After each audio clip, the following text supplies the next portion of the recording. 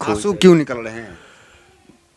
मैंने वो तस्वीरें देखी हैं जब बड़े बड़े नेता मिलने गए उस परिवार से, तो उस परिवार के बच्चों की शक्लें देख के मुझे गाँव रक्षक गुंडे हैं। और अच्छे को गुंडे कर रहे हैं वो सरकारी अफसर है और रक्षक है। सरकारी अफसर है। लेकिन आप मानेंगे ना कि गौ का कत्ल होता है, चाहे केरला की तरफ बात कर ले। तो मेघालय के तो प्रदेशाध्यक्ष ने खुद ही कह दिया कि हम गाय खाते हैं, भाजपा प्रदेशाध्यक्ष ने कहा। उससे को माता। देखिए यही तो बात है, गाय हमारे देश के अंदर कई जगहों में मम्मी है और कई जगहों में यम्मी है। आप गोवा चले जाओ, आप केरल चले जाओ, खुलेआम गाय करती है और केंद्र सरकार भाजपा की बैठी है। पिछले 8 साल से क्यों नहीं बंद करवाया? हमारे देश में गाय एक माता है, सही में माता है, पर वो पूजा के योग्य है। पर उस पूजा के योग्य गाय को तुम क्या देते हो? बचा कुचा। आपके घर में रात को रोटी बच जाती है तो आप कहते हो अरे बच गई, फेंके कौन, गाय को डाल। गौ संवर्धन एक्ट, ये वो कानून था जो गौ माता की हत्याओं को रोकने के लिए, उनके ऊपर हो रही बर्बरता को रोकने के लिए बनाया गया था।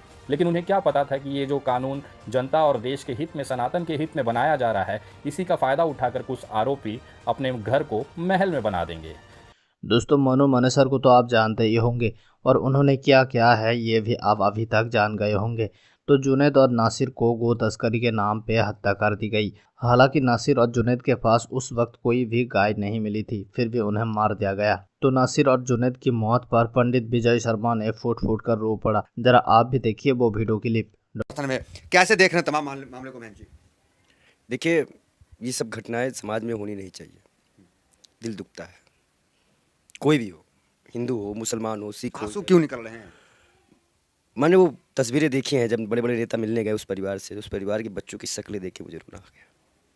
बच्चों को पता ही नहीं है कि उनके परिवार के, जो उनकी परवरिश करेगा वो पिता है ही नहीं। वो आस लगाए आज भी गेट के बाहर उनको देखते हैं। नासिर जुनैद पे तो आरोप था गौ तस्करी का। उस वक्त तो गाय नहीं मिली थी ना। और आरोप का क्या आप गुंडा बन जाएंगे, किसी के परिवार को छीन लेंगे?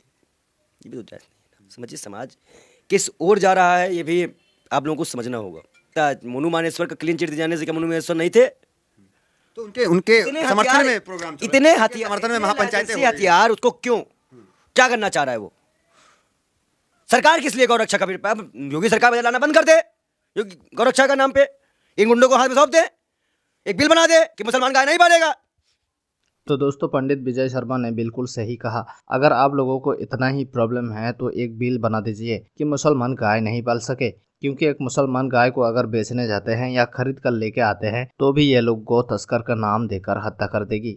दिल्ली से कोई गाय खरीद के ले जाऊं और यूपी मुझे ले जाना है तो वैसे मुझे मुल्ला घोषित किए हुए हैं ये लोग, क्योंकि मैं हिंदू हूँ, संत हूँ, तो मुझे में लिंचिंग करते हैं। कैसी ना बनेगा फिर? तो क्या मजाक है ये? आप सोचो क्या मजाक है ये? मतलब गाय के नाम पे मारना दर्दनीय है, लेकिन ये अपराध है। अच्छा ये बताओ, पुलिस है, कानून है, जांच करती। अभी कितनी गाय बीमारी से मर गई, तब कहाँ थे ये लोग? अभी हरियाणा गौशाला में गाय नोच नोच खाई जाए, तब कहाँ थे ये लोग? मतलब मजाक बना के रखे। आज भी वो गौरक्षक है, आज भी गौरक्षक है वो। उत्तर प्रदेश के पूर्व मुख्यमंत्री सदन में योगी जी से पूछते कि आपके मंत्री हर जगह टूर में गए थे, टोक्यो गए, इटली गए, मलेशिया, हर जगह गए, ये तो बता दीजिए कि वहां कहीं सांड दिखा क्या? हाईवे में गाय दिखी क्या? क्या बेशर्म सरकारें बना के बैठे हैं हम लोग उत्तर प्रदेश में।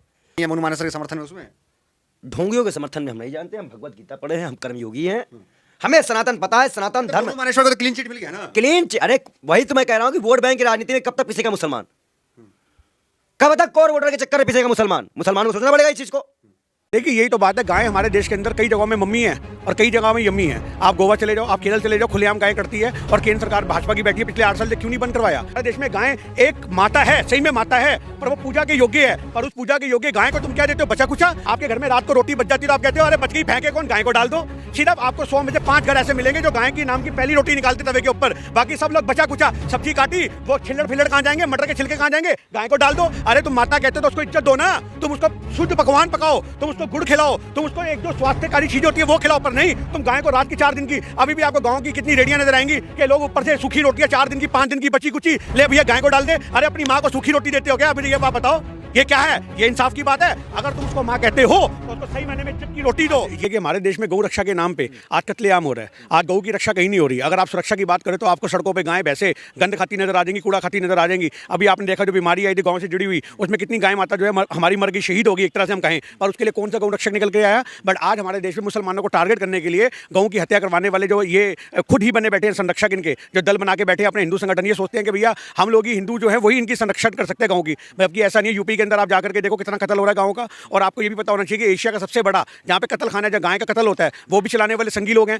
तो आज हमारे देश के अंदर अगर देखा जाए तो गाय के नाम पे पिछले 8 साल से लगातार गंदी राजनीति हो रही है, और उस राजनीति का शिकार अगर कोई हो रहा था वो मुसलमान हो रहे हैं। दोस्तों, विनय दुबे ने मोनू मानेसर और उनके साथी का पूरे इतिहास बता दिया है, जिसे सुनकर आप भी चौंक जाओगे। तो मोनू मानेसर जैसे गुंडे ऐसे ही नहीं बने, उसे बनाया गया है। और तो ये मोनू मानेसर जैसे गुंडे की रोजी रोटी यही करके चलते हैं। जरा आप वो वीडियो क्लिप देखिए जिसमें विनय दुबे ने सच्चाई का खुलासा किया और इन गुंडे की औकात बताया कि पुलिस के हाथ अभी भी खाली हैं। लगातार सोशल मीडिया पर यह दिखाया जा रहा था कि इस घटना के मुख्य संभावित आरोपी मोनू मानेसर अभी भी फरार चल रहा है। लेकिन अगर आप आज तक या दूसरे जो बड़े न्यूज़ चैनल है उस पर आप देखेंगे तो उनके रिपोर्टरों को वो इंटरव्यू खुलेआम दे रहा है। पुलिस उस तक नहीं पहुंच पाई, यहाँ तक कि आज तक और बाकी जो मीडिया चैनल हैं उसके पत्रकार वहाँ तक ज़रूर पहुँच गए, ताकि हत्याओं को रोकने के लिए, उनके ऊपर हो रही बर्बरता को रोकने के लिए बनाया गया था। लेकिन उन्हें क्या पता था कि ये जो कानून जनता और देश के हित में, सनातन के हित में बनाया जा रहा है, इसी का फ़ायदा उठाकर कुछ आरोपी अपने घर को महल में बना देंगे। जिस इंसान की औकात पिछले 5 साल पहले रोटी कमाकर घर चलाने की नहीं थी, आज वो बोलेरो गाड़ी में मोटी सोने की सिकड़ी पहनकर हाथों में लाखों लाखों रुपए के असलहे लहराते हुए अपने आप को सनातनी योद्धा घोषित कर रहा है। लेकिन उससे पहले हरियाणा, पानीपत और दिल्ली के बीच में जो एक इलाका पड़ता है, उसके यहाँ पर कुछ लोगों के बारे में आपको जानना बहुत ज़रूरी है, जिसमें सबसे पहला नाम आता है मोनू मानेसर। मोनू मानेसर उर्फ मोनू यादव। ये वो इंसान है जो 2015 से पहले इनके पिताजी, इनके परिवार की दयनीय हालत थी। साइकिल पे चलते थे ये परिवार, लेकिन आज ये बोलेरो और हथियारों का असलाहा लहराते हैं, गले में मोटी सिकड़ी पहनते हैं। ये पैसा कहाँ से आया? इतना व्यापार मोनू मानेसर ऐसा कौन सा व्यवसाय, ऐसा व्यापार करते हैं, इसकी अगर एक सवाल पूछ देंगे तो मोनू मानेसर के मुंह पर सन्नाटा छा जाएगा, क्योंकि इसका जवाब उनके पास भी नहीं है। ये गौ संवर्धन एक्ट की वजह से ये आज लखपति करोड़पति हो गए हैं। मैं अधिकतर नामों में ये 5 लोग ही थे, मतलब 98% FIR में जो फरियादी थे वो ये 5 लोग थे। ये लोग ये करते थे कि जो व्यक्ति अपने पर्सनल व्यक्तिगत जो गाय है, बैल है, उसे अगर कहीं ले भी जा रहे हैं, समझिए हरियाणा से वो बंदा राजस्थान अपने किसी व्यापार के हिसाब से या बेचने के हिसाब से ले जा रहा है, तो उनको ये पहले दौड़ा कर पकड़ते थे, उनसे पैसे छीन लेते थे, बाद में उनके साथ एक डील की जाती थी। वो डील ये गिरोह इस तरह से करता था कि आपके पास गाय या बैल पकड़ी गई है, आप हमें इतने पैसे दे दीजिए, अदरवाइज़ मैं आपको झूठे केस में, गौ हत्या के केस में, गौ तस्करी के केस में आपको मैं जेल भिजवा दूंगा, वहाँ पर आपकी ज़िंदगी सड़ जानी है। इस पूरे गिरोह को बैकअप दे रहा था वहाँ का स्थानिक पॉलिटिकल नेक्सस, यानी कि वहाँ के नेता। लेकिन बिना राजनीतिक संरक्षण के इतनी बड़ा गिरोह इस इलाकों में चलाया नहीं जा सकता। ये जितने भी लावारिस और जितने भी नल्ली चोर लोग हैं जिनका मैंने अभी नाम बताया, इनकी अगर 2014-15 से ये कानून आने से पहले की अगर आप स्थिति देखेंगे तो इनका परिवार भिखारी की तरह भीख मांगकर ही ज़िंदगी जिया करता था। किसानी इनसे होती नहीं थी, लोगों से उधार लेकर, लोगों से भीख मांगकर ये घर में रोटी चावल खा लिया करते थे। लेकिन आज के हालात अगर आप देखेंगे, ये एक्ट आने के बाद इनकी जो परिस्थितियां हैं वो बहुत आसमान की तरह, जैसे अडानी जी का पैसा बढ़ा था 2 सालों में, वैसे ही इनके पैसे और संबंधता बढ़ती गई। इनके पास लाखों रुपए रातों रात आने लग गए। उसका कारण ये था कि ये झूठे केसों में इस एक्ट के, इस कानून के सहारे लोगों को फंसाना चालू किया। तो दोस्तों, आपको अब पता लग चुका है कि ये मोनू मानेसर जैसे लोग कैसे और किस लिए ये काम करता है। तो सिर्फ मोनू मानेसर ये काम में शामिल नहीं है, इस काम पे बड़े बड़े नेता का भी हाथ है। खैर, जुनैद और नासिर के बारे में आप क्या कहना चाहते हैं कमेंट करके ज़रूर बताना, और ऐसे ही वीडियो को देखने के लिए चैनल को सब्सक्राइब जरूर कर लेना।